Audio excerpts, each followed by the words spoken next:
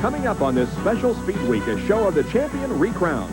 And of the frustrated and the pretenders to the throne. The champion card is also a repeater. And of the swiftest but not the strongest there. This and more next on Speed Week.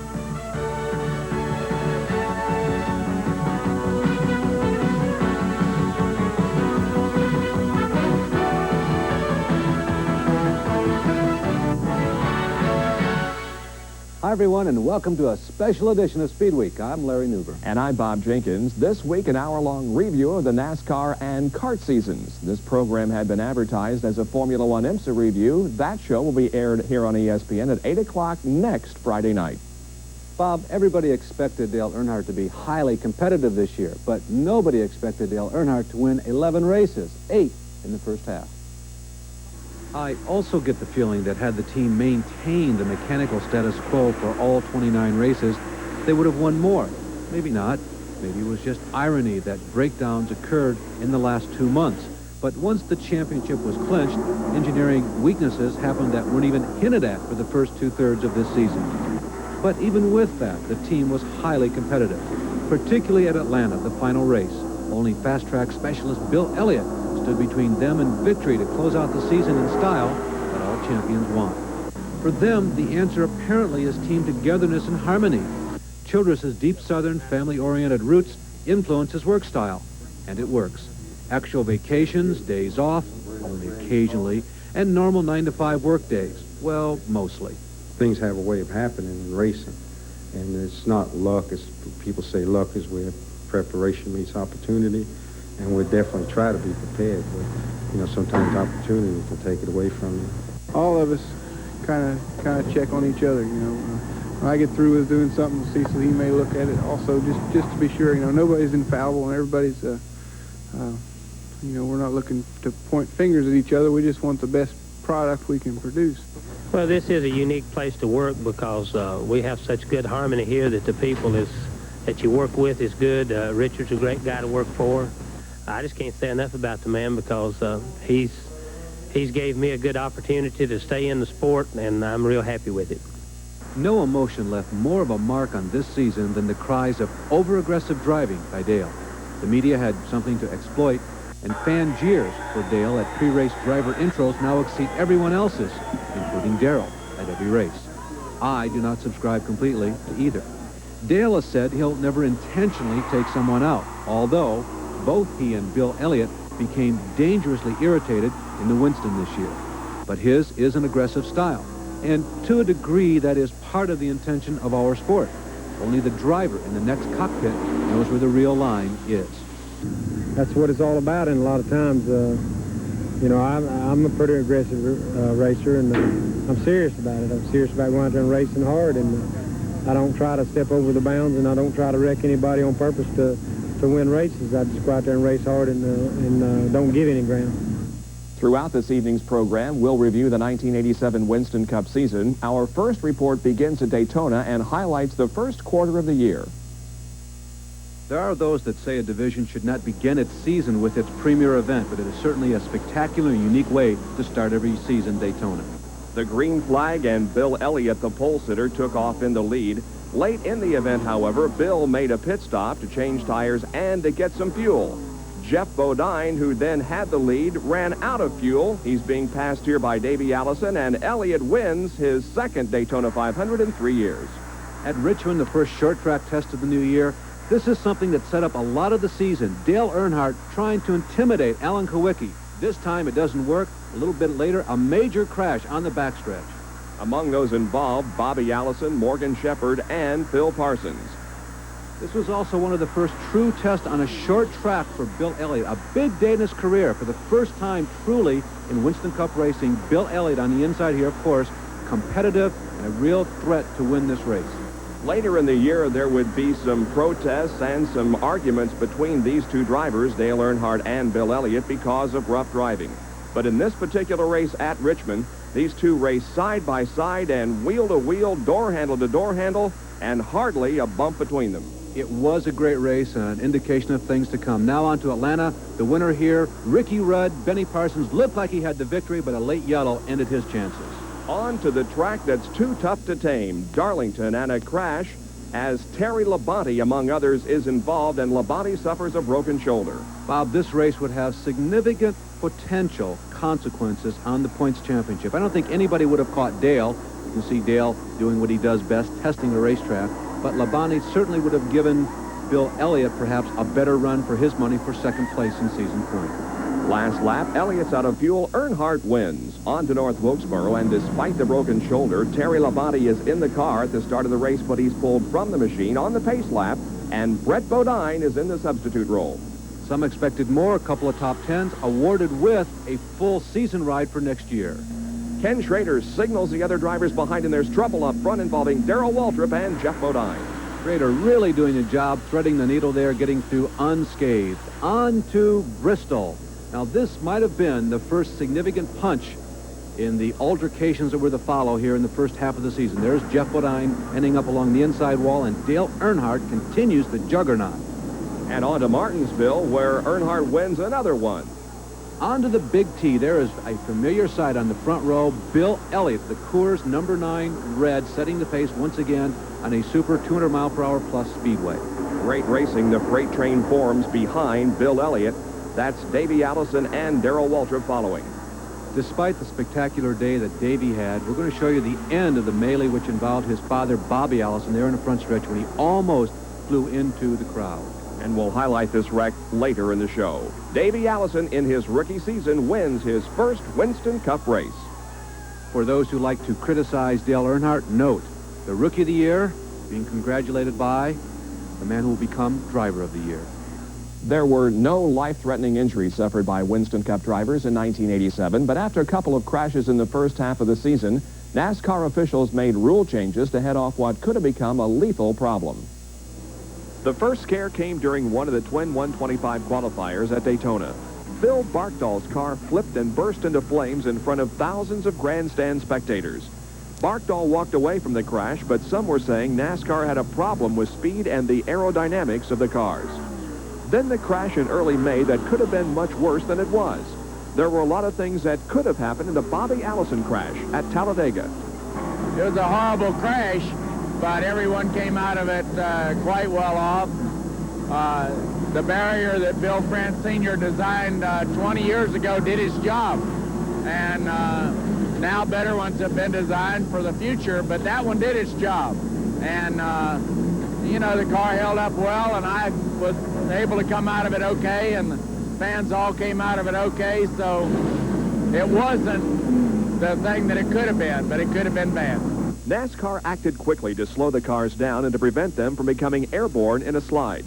Carburetor size was reduced to 390 CFM for Daytona and Talladega, and right side windows and skirts were mandated to help keep air from getting underneath the car. Those new rules were in place for the Firecracker 400. Davey Allison's pole speed was 12 miles an hour slower than Bill Elliott's pole in February.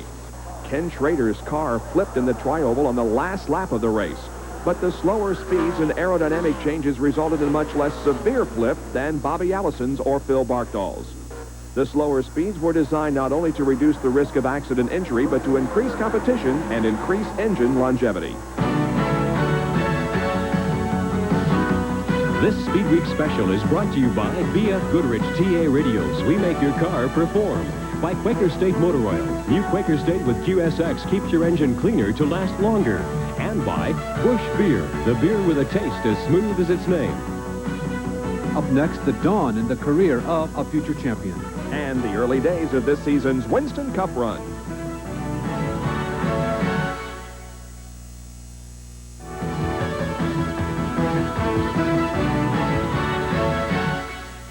All things considered, Davey Allison was a big surprise this year.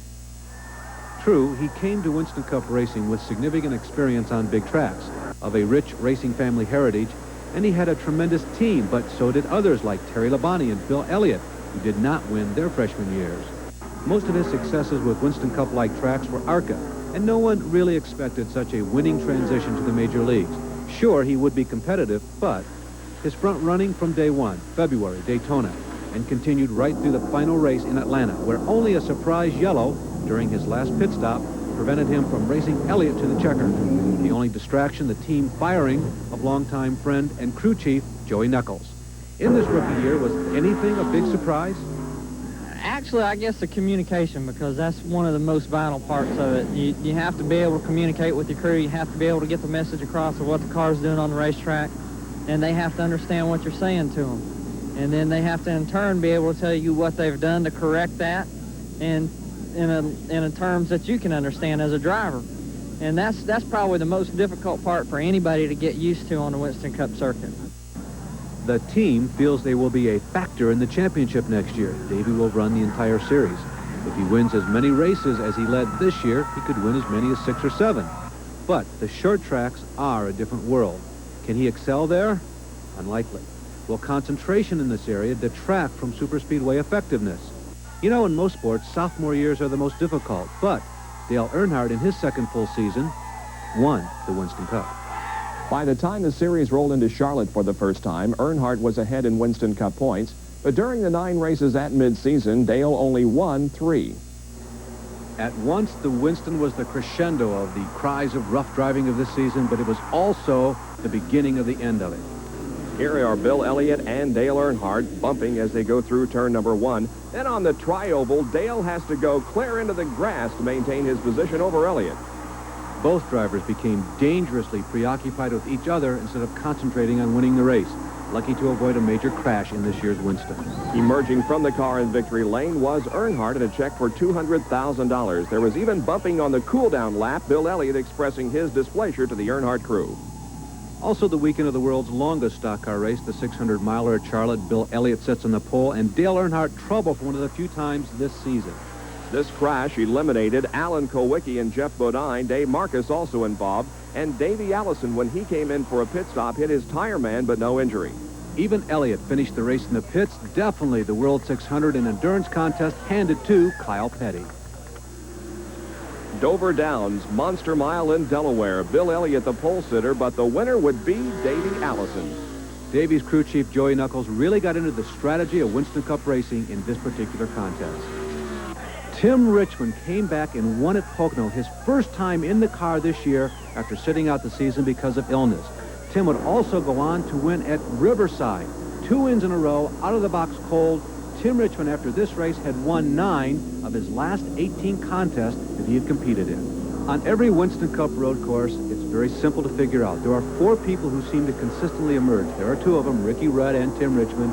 Jeff Bodine and Rusty Wallace are the other 2.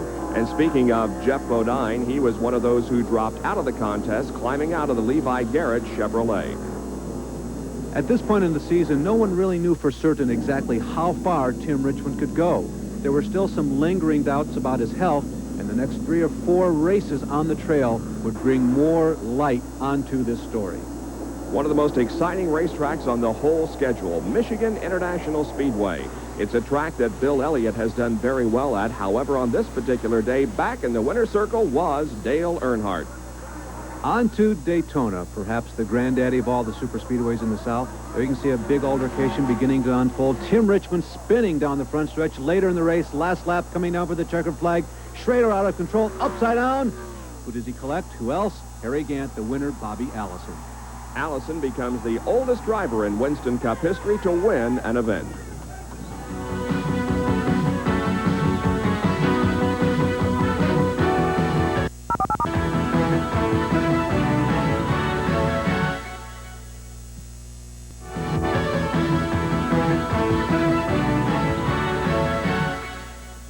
No story was harder to cover than the long odyssey of Tim Richmond's 1987 season.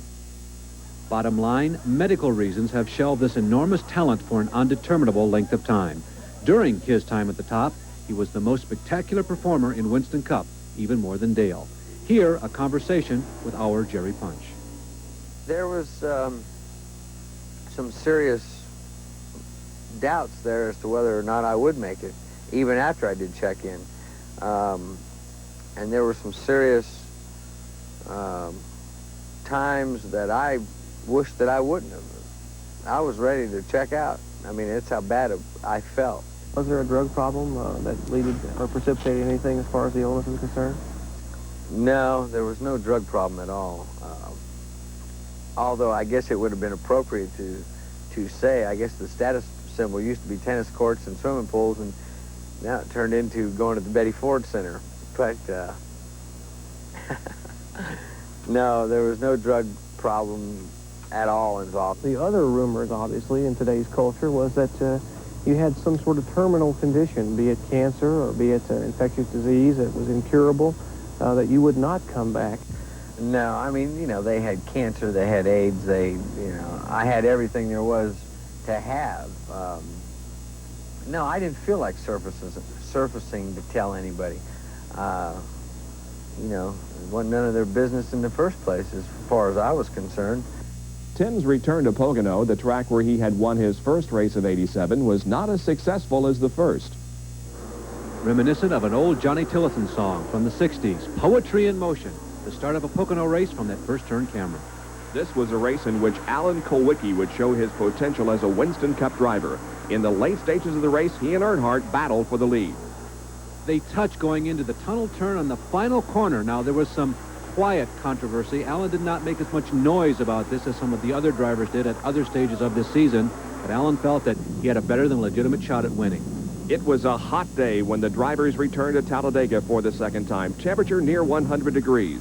The field was slowed by the new rules put into effect by NASCAR. Elliott on the pole.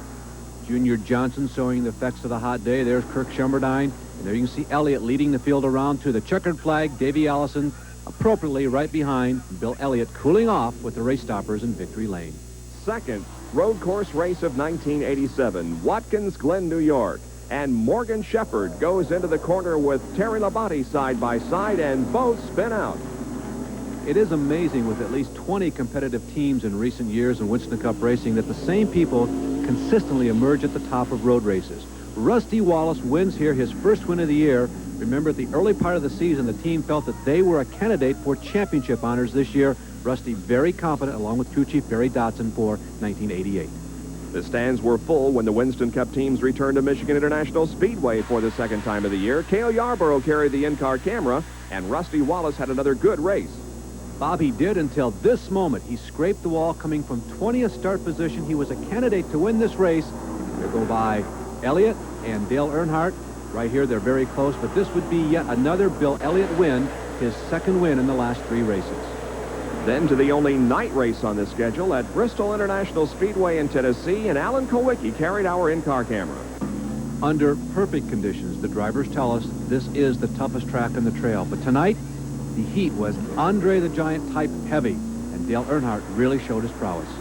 Richard Petty had finished second in the first race at Bristol. He had another good race, dropping back to 5th, however, at the finish, and Dale Earnhardt wins again. Everyone expected them to be competitive, but now 5 for 5 on the short tracks.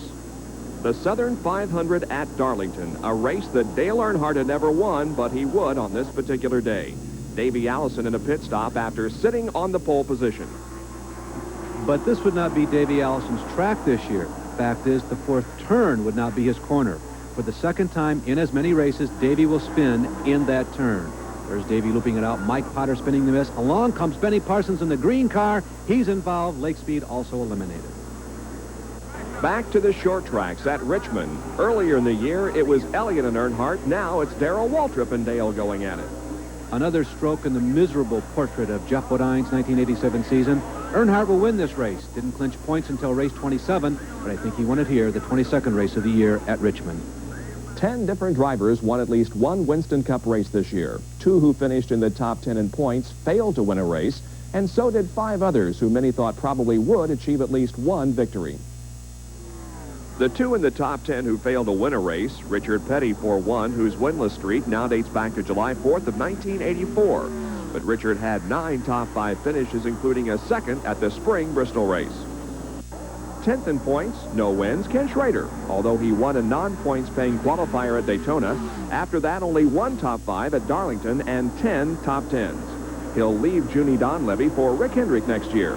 Moving to the Donlevy team, Benny Parsons, who also won a qualifier and finished second 3 times this year, but no wins and a disappointing middle part of the season. And I really don't know what happened. All of a sudden, you know, we just went to racetracks that we weren't very competitive at. And in the summer, we went for a long period of time where we really and truly was not a competitive car. And when we were competitive, invariably it broke. Jeff Bodine failed to win in '87. Only 3 top 5 finishes, the best is second at Richmond. He'll stay with Rick Hendrick, but with a reorganized team. Whiteout Wilson will be my engine builder and crew chief, team manager. Gary Nelson, who has been the crew chief for this team the last 2 years, will go into a research and development program with Hendrick Motorsports, trying to develop some new chassis ideas, trying to make some better cars, race cars for all of Hendrick Motorsports teams. Cale Yarborough completed his first year as a car owner and driver with only 2 top 5s and a 15-race schedule. The team will run full-time next year, but driving will be shared with Dale Jarrett. Buddy Baker won the Winston Open, but not a points-paying event. He ran only 18 times, but will campaign the full 29-race schedule in '88. Daytona was Buddy's best tracks this year, a 4th and 2nd in the 2 events. And then there's Harry Gant. Well, we hadn't had a lot of high points, really, in the Winston Cup race, and we won, some super speedway runs in the Busch Grand National car. And other than that, it's been pretty down for the Winston Cup all year, and we're looking forward for a better year next year. Gant hasn't won a Winston Cup race in September of 1985. This year, not a single top 5 finish and only 4 top 10s. But Gant will return to the Needham Reynolds team for 1988.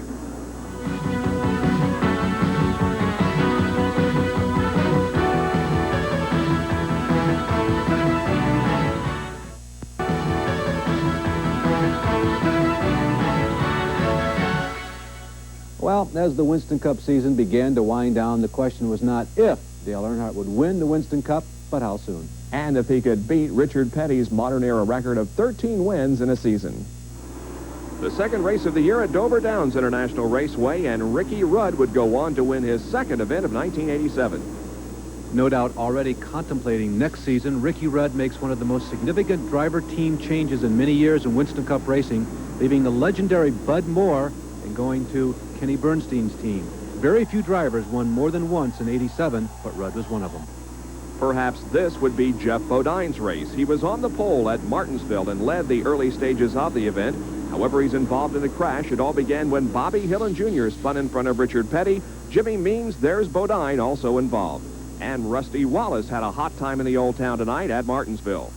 But on the final lap, the leader is the nemesis of the entire league. But there's the battle among the first 3. Now Waltrip is going to tap Terry Labonte going into turn number 3.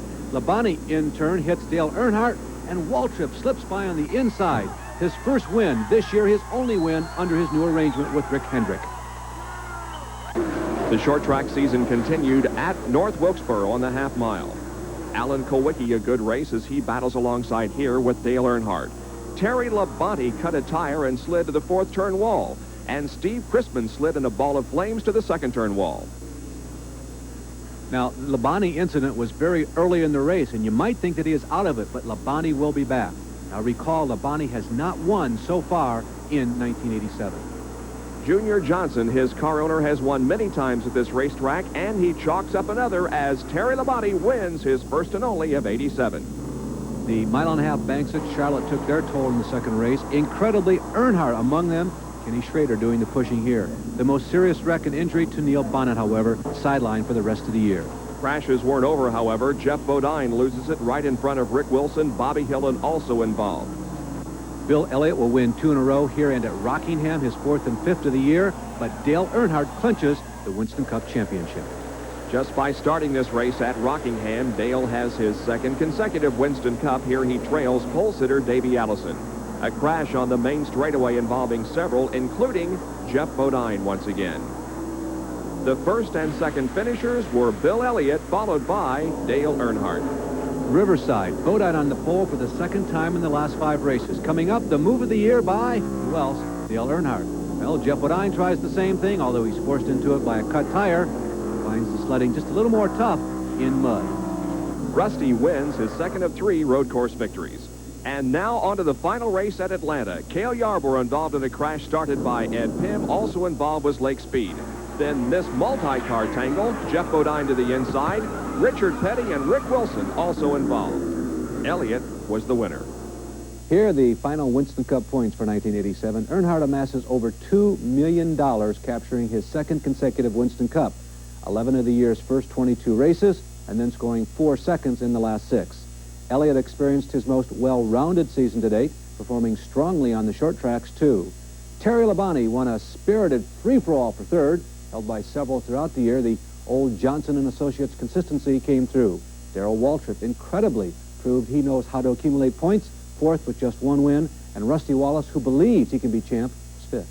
6th through 10th, led by Ricky Rudd, whose season was a profitable one. Kyle Petty, who no doubt benefited from the experience of the Wood brothers. 8th was Richard, who appeared headed for win number 201 and higher in points. Bobby Allison clawed his way late in the year to 9th, and Kenny Schrader, whose only win was a Daytona qualifier, 10th much of the year. Marlin, Bonnet, Jeff Bodine, Phil Parsons, and Kowicki made up 10th through 15th.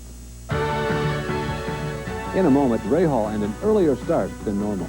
And Al Unser has a late start, but wins the biggest prize.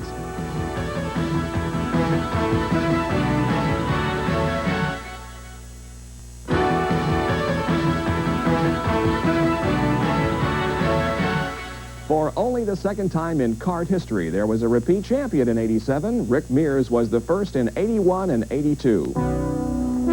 Bobby Rahal began the 1987 season by announcing his True Sports team would switch from a March chassis in which they won the '86 championship to a Lola. Personally, I felt that there was a great deal of continuity at Lola, that Adrian Newey leaving March once and for all.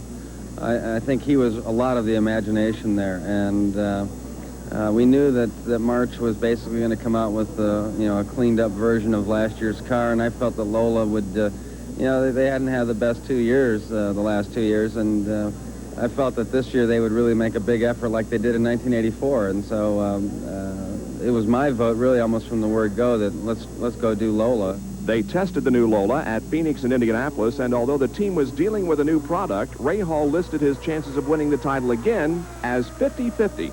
I'm not concerned about what happens 10 months down the line. I think we, and just as I'm sure anybody else, you got to take it one race at a time and not worry about championships or what have you. Championships come from doing the job that weekend, and if you do that enough times over the course of the year, you'll be in the running. The season did not start off well. A damaged suspension after hitting the Long Beach concrete caused an early retirement. But after a second at Phoenix, Ray Hall and team came to Indianapolis huddling to plan strategy for their first big test. And it was quite clear their thoughts of another win and championship were now more evident. Indy was another disappointment for Ray Hall, ignition problems, and his second of 3 DNFs. His first win came at Portland, the 5th race on the schedule, but he had already chalked up 2 seconds. Despite this spin trying to avoid Jeff McPherson's wall contact at Pocono, Bobby went on to a 5th place finish. The victory he really wanted was denied. At his home course, Mid-Ohio, an encounter while trying to lap Rick Miskiewicz placed him in a runner-up position to Roberto Guerrero. His frustrations voiced in post-race comments. I think we were lapping Rick Miskiewicz for like the 7th time, and of anybody all day, that was the most difficult. I guess Danny told me he ran him off the road, ran Danny off the road, and I guess he can't see out of the car or something. I don't know what, but we were, out braking him, and he was going slow, and he just pulled right over, in front of me, and I tried evading, but there was nowhere to go. Bobby wrapped up the title with a win at Laguna Seca, the next to last event of the year. It's magic. I don't know if it's really sunk in. Winning 1 championship was a dream come true. Winning 2, I guess your dreams keep going. And now on to Miami. Let's try to win that one and put another win in our column, and then we work on number 3 next year. Ray Hall didn't win at Miami. In fact, he was one of several who spun during a driving rainstorm. But he did finish in the top 10 for the 12th time in 15 races. His title in '86 due mainly to wins, but this year it was mostly consistency that secured his 2nd championship.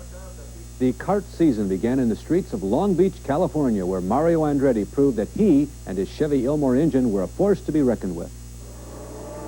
The Long Beach race on a temporary street circuit with the Queen Mary nearby. At the start of the race, Michael Andretti goes inside but runs over some cones and damages the front wing of his car. For Mario Andretti, this would be a year of 2 simple fates. There's Emerson Fittipaldi. He would either lead and win or lead and drop out. On this particular race, though, Mario Andretti wins the event. His car owner, Paul Newman, looks on. Moving on to Phoenix, one of the traditional miles. Always an exciting start on a mile racetrack for Indianapolis cars. The Andrettis are up front. Mario once again picking up where he left off, son Michael trailing. Roberto Guerrero's car was declared underweight in post-qualifying inspection.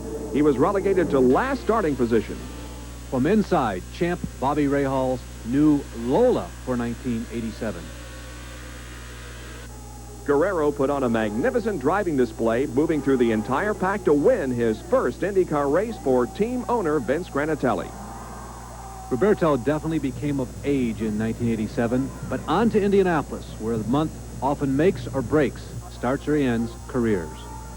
Allenzer Sr. came to the Speedway without a ride. He got one from Roger Penske. Questions: how would A.J. Foyt do, and would Roberto Guerrero continue to be strong? And here the Haas Newman crew showing the rear end of their Lola to the rest of the field, something that would happen all day long. From the drop of the green flag, Mario Andretti will lead. But into the first turn, Jose Legarza spins. Teammate, his own teammate, Pancho Carter, is collected. Al Unser just barely escapes, something that becomes prominent later in the race. Then some of the favorites begin to fall out. Bobby Rahal, Michael Andretti with a pit fire. Mario Andretti had the race in hand but dropped out late. Roberto Guerrero finished second despite clutch problems. Roberto unlapped himself, but the victory to the most perseverant, Al Unser.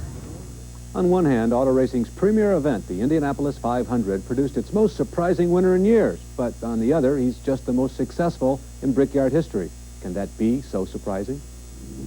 Al Unser, without a ride until the second qualifying weekend, raced with Rich Vogler for about 20th in the early stages, but later tied A.J. Foyt as the only drivers to win the lucrative Classic 4 times. Overall, Al has scored the most points in the race's history and won the most money. The win was quite a testimony to the depth and thoroughness of the Penske team. This may have been only the second time in history that clearly the third car on a team, 1 week before a display car at that, won. Al would also experience the opposite end of the car team performance spectrum. 1987, the year of the much-anticipated debut of Porsche's IndyCar, and Al was the designated driver.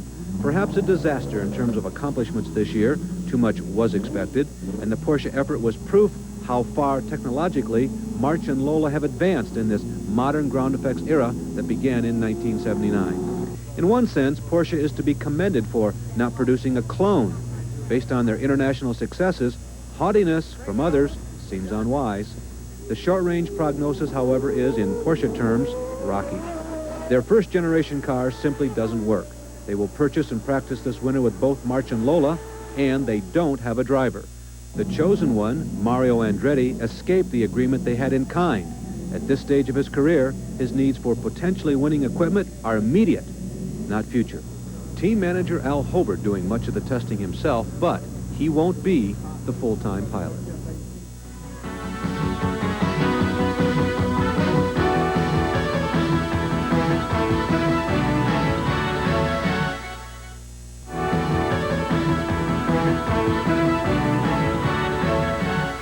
The middle part of the kart season involved ESPN's first live telecast of an IndyCar race in '87. And that first telecast was at Milwaukee, where Michael was visually quicker than everyone in qualifying, particularly in the corners. It's pretty obvious the winner was going to either be Michael Andretti or Roberto Guerrero. Rick Mears won his first IndyCar race here at Milwaukee, but crashes on this day. Mario led and dominated until this. The rear wing came off, incredibly enough, hitting the outside and then the inside wall. Roberto Guerrero's day was over when the car goes up in a puff of smoke. Michael Andretti wins for the first time in '87. The new Mr. Swift of IndyCar racing, Guerrero, and Emerson Fittipaldi for the first time, front row at Portland. Al Unser Jr. a casualty, as was Roberto Guerrero for the second consecutive race. And more woes for Mario Andretti. Again, a chance at victory, but this time the spoils go to defending champ Bobby Rahal. Then to the tight street course at the Meadowlands across the river from Manhattan.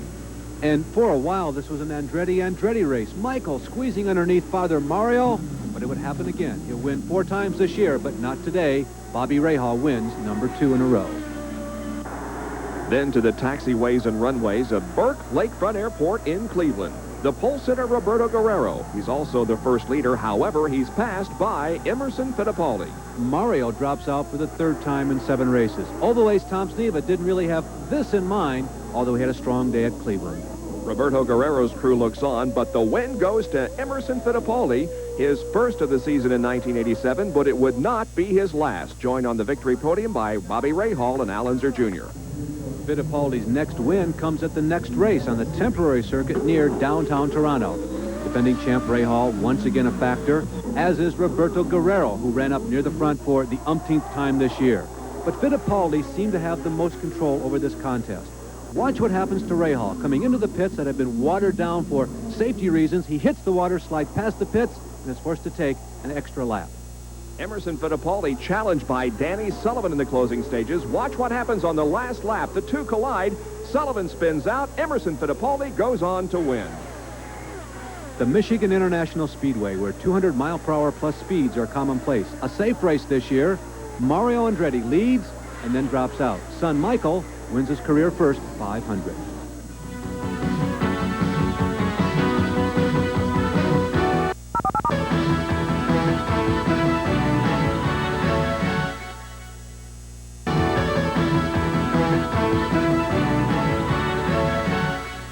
Although there was no officially sponsored Rookie of the Year award this year in kart, one driver was the undisputed winner of that title. Kart's rookie crop this year included the ARS champion from 1986, Fabrizio Barbaza, driving for Frank Arciero. A third-place finish at Indy, 4 top 10 finishes, 12th in the final point standings, and Rookie of the Year honors. A couple of IMSA drivers, John Andretti and Davey Jones, joined the IndyCar ranks in '87. Andretti, who had coaching from family members, including his father Aldo, a former driver, took over Tom Sneva's ride at Elkhart Lake and competed in 5 races. He scored points in each one and has been assigned again for 1988. Jones came to Indianapolis and completed his rookie orientation in a Dick Simon car. His assigned ride was with A.J. Foyt, who gave him some on-track schooling on the last day of qualifying. Davey was the fastest rookie qualifier at over 208 miles an hour. Al Unser Jr.'s '86 Lola was bought by Formula Atlantic driver Russ Newman for '86 Super B champ Didier Tays.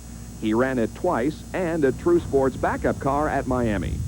Others with occasional appearances, Ludwig Heimrath Jr. in a Dick Simon car and in substitution for Barbaza at Laguna Seca. Scott Goodyear, 7 appearances on road courses for Gore Racing and an 8th place finish at Toronto. Chip Robinson, the IMSA champion, drove a year-old Roger Penske March purchased by Bob Tullius and campaigned it 3 times, his best finish of the year, a 6th.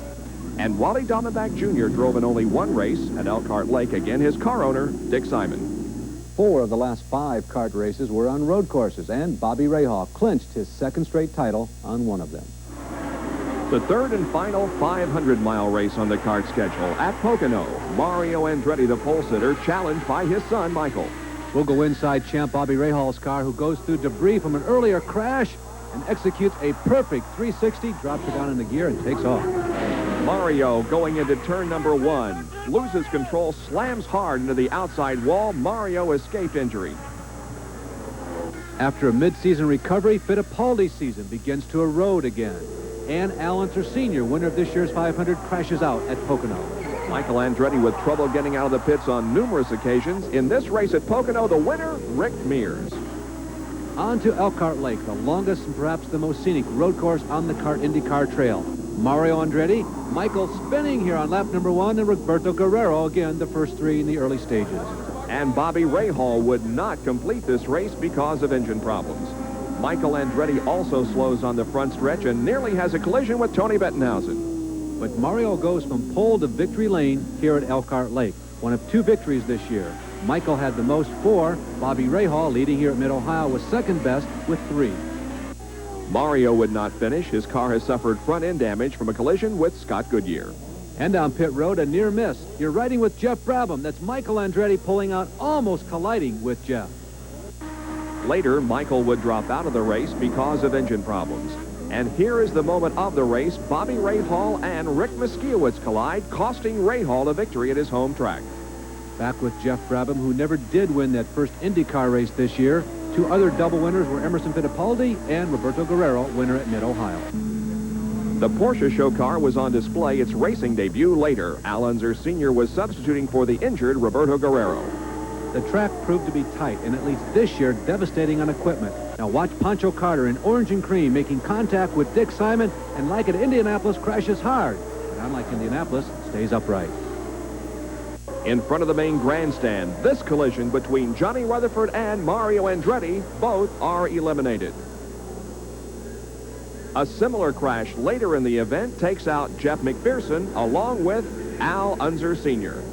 And owner Granatelli says that Al Unser Sr.'s contact with the wall was harder than the one that sidelined Guerrero. Michael Andretti wins under the yellow. Michael managed to make it through all those crashes on the track, but in victory lane, near disaster when the cork flies out of the champagne bottle and nearly hits him in the eye. On to Laguna Seca and the debut, racing-wise, of the Porsche IndyCar. But that maiden voyage lasted only 7 laps, and then behind pit wall, and Al Unser was out. Michael Andretti lost the points championship when he had mechanical failure in this race, awarding the championship for the 2nd year in a row to Bobby Rahal. Then on to Miami and the special non-points paying Marlboro Challenge. Again, Rahal leads this contest, and Mario Andretti comes in early with a broken wing after a collision with son Michael. Emo expressed some frustration trying to lap Michael and later dropped out after the calculated risk trying to cut the fuel close. Rahal went on to win the Marlboro Challenge. In the actual race itself, Al Hobart and the Porsche didn't even make the field. They say they'll return next year with a brand new car. The race was the last chance for Mario and Michael Andretti to redeem themselves for this year, but rain will enter in. Skies began to darken, a driving rainstorm. Bobby Rahal spins, Michael Andretti wins. The top 10 finishers in the kart point standings, Rahal by a margin of 30 over Michael Andretti. No wins this year, but a 3rd place finish for Al Unser Jr. Roberto Guerrero missed the last 3 events of the season, but still ended up 4th. Rick Mears' win at Pocono helped him move to 5th. Finishing 6th, Mario Andretti, but just 2 points in front of consistent Arie Luyendyk. Rideless Jeff Brabham was just 3 ahead of Danny Sullivan. 2-time winner Emerson Fittipaldi was 10th.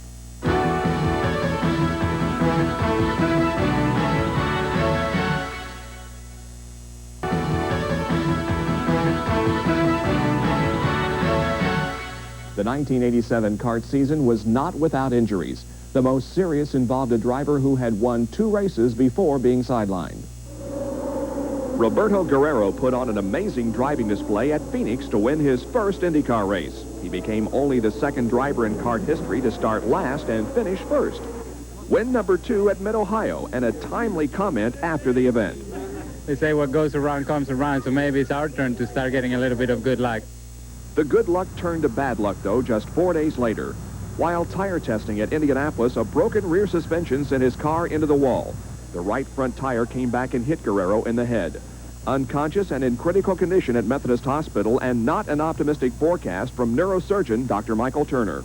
It will be 6 months to a year before we're fully sure how much he'll recover. And because the recovery phase from a head injury actually lasts 1 to 2 years. People will continue to improve for that long period.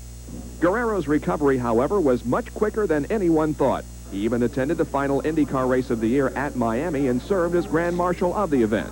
Turner says he may be approved to drive by next spring. Aside from Guerrero's, there were no life-threatening injuries during the season, although this Pancho Carter flip on the 2nd day of practice at Indianapolis looked very bad. After impact, the roll bar broke off, causing considerable damage to Pancho's helmet. Jim Crawford suffered feet and leg injuries also at Indianapolis. Without the strengthened foot box on the cars, injuries would have been more severe. Crashes at Indianapolis were blamed in part on the radial tires that were being used for the first time. Tom Sneva crashed 3 times during the month. Sneva said the car just wouldn't turn at times. Traditionalists still clamor for what they see as historically significant oval racing, but in the economy and marketing terms of the 80s, taking the races to the people, many new to the sport, remains the best quick fix. Maybe the best, too, in the long term for growth. But for racing purists of big-time past, the action of a Toronto, Ontario street is dramatically different than, say, a Phoenix. For everyone in the fraternity who grew up watching slashing elbows and dirt rooster tails spewing up by a Foyt or a Rutherford, there's another, weaned on the precision-controlled work of a Rahal or Sullivan on the sedate confines of a road course. Bobby Allison's Talladega crash focused attention on the safety of venues in every big league form of racing. Flying wheels demand the most immediate attention. There's, of course, the most obvious, the tragedy at Indianapolis, when this collision between Tony Bettenhausen's wheel and Roberto Guerrero resulted in a spectator death. In 2 ironic footnotes, The very next week, the wheel off a Super V somehow found its way through the Milwaukee fence. And later in the year at Nazareth, Al Unser, driving the Granatelli car, soared a wheel quite close to flagman Nick Finoro. Short of domes enclosing the racing surface, there is no quick or easy solution here. Tying wheels down can cause them to whip back into the cockpit. That is what caused Roberto Guerrero's injuries. Significant strides have been made, though, in track barriers. At Milwaukee, for instance, all walls now, inside and out, are the consistent cement. No more sharp-edged rippled steel like Rick Mears was hurt by. A system that's made up of separate elements, such as a guardrail, the impingement of the energy deforms part of the structure and not another part, which makes that a shear. With that in mind, we look at the concrete modular system as being a system that affords a nice, clean, perpendicular, safe surface that can absorb the impact and give some movement. And at Laguna, the uncertainty of rough terrain off the road course is now solved. For spectator safety, the inside wall on Mid-Ohio's front stretch that Jose Garza pierced is now backed by a terrace, no longer penetrable. Sharp corners on road courses have always been a concern for overzealous drivers. Pea gravel is an unfriendly, debilitating trap, but it prevents crashing, like here at Elkhart Lake. Injuries to pit crew workers will always loom as a possibility. Often it is a direct effect of pit size. One comment about Phoenix, its long, arching, gradual but reduced speed pit entrance and exits are perhaps the safest anywhere in racing, and Phoenix is only a mile.